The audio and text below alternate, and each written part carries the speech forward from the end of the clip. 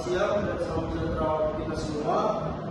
Pada kesempatan ini kami akan mempresentasikan hasil diskusi kelompok kami yang berjudul penyelesaian sengketa bisnis. Untuk itu, sebelum masuk ke materi, izinkan kami memperkenalkan diri kami terlebih dahulu. Perkenalkan, nama saya Surya Pradinata sebagai moderator. Saya Sri Safira sebagai pemateri 1. Saya Selain Rama sebagai pemateri 2. Saya Cici Sartika sebagai pemateri 3. Saya Rima Putri sebagai pemateri 4. Saya Rangga Pramana sebagai pemateri 5. Saya pemateri sebagai pemateri 6. Baiklah, langsung saja kita masuk ke materi. Untuk itu saya persilakan teman saya pemateri 1 untuk menjelaskan materi yang sudah diberikan.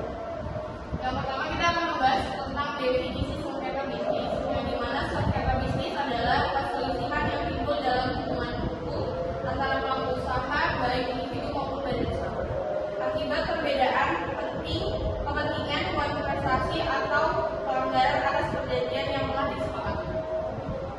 Sengketa bisnis memiliki beberapa karakter bisnis, diantaranya melibatkan hubungan kontrak dan tujuan ekonomi.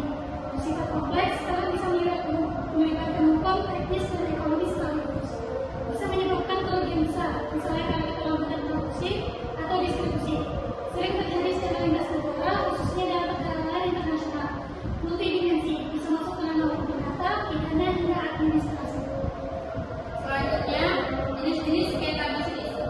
Sengketa bisnis dibagi menjadi 3 jenis, yaitu sengketa kontraktual, sengketa kekayaan intelektual, sengketa kepemilikan dan restruktur utang. Yang keempat, sengketa perusahaan. Sengketa kontraktual yaitu perselisihan yang timbul akibat berprestasi atau pelanggaran terhadap isi perjanjian. Sengketa kekayaan intelektual seperti pelanggaran paten, hak cipta, atau merek dagang. Hal ini sering terjadi dalam industri kreatif, manufaktur, dan teknologi. Yang ketiga, sengketa kepemilikan dan restruktur utang. Sengketa ini muncul saat waktu perusahaan tidak mampu membayar kewajibannya kepada kreditur. Yang keempat, sengketa perusahaan. Misalnya perselisihan antara pemegang saham, pengalihan kepemilikan, atau keputusan manajemen yang menimbulkan kerugian. Selanjutnya, metode penyelesaian sengketa bisnis yang akan disampaikan oleh Ayu. Metode penyelesaian sengketa bisnis di Indonesia terbagi menjadi 2 jalur utama, yaitu litigasi dan non-litigasi. Jalur litigasi adalah penyelesaian melalui lembaga peradilan, sedangkan non-litigasi meliputi arbitrase, mediasi, negosiasi, dan konsiliasi. Menurut Undang-Undang Nomor 30 Tahun 1999 tentang arbitrasi dan alternatif penyelesaian sengketa, pelaku usaha bebas memiliki metode penyelesaian yang disepakati bersama dalam kontrak. Dan selanjutnya ada dasar hukum penyelesaian sengketa bisnis. Penyelesaian sengketa bisnis di Indonesia memiliki dasar hukum yang kuat dalam berbagai peraturan perundang-undangan. Kitab Undang-Undang Hukum Perdata (KUH) Perdata mengatur perjanjian dan uang prestasi.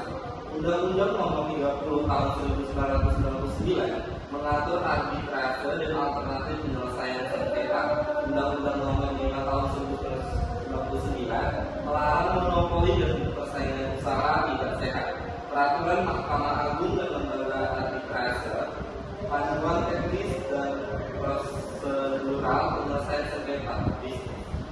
Ada beberapa contoh sengketa bisnis. Yang pertama pada PT Freeport Indonesia dan pemerintah Indonesia.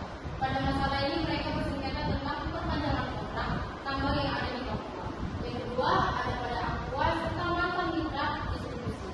Masalah penggunaan merek dagang Aqua oleh mantan distributor.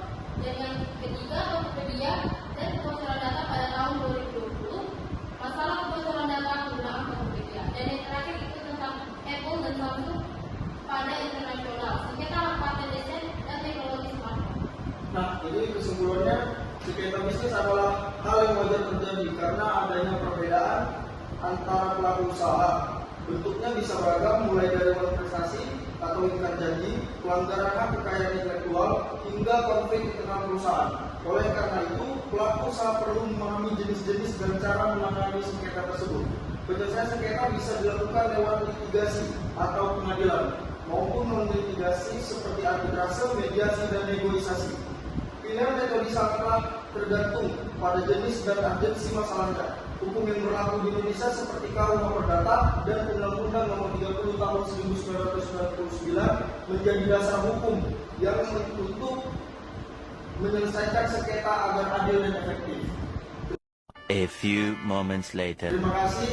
Sekian dari presentasi kami. Lebih dan kurangnya mohon maaf. Kami akhiri. Wabillahi taufiq wal hidayah. Wassalamualaikum warahmatullahi wabarakatuh.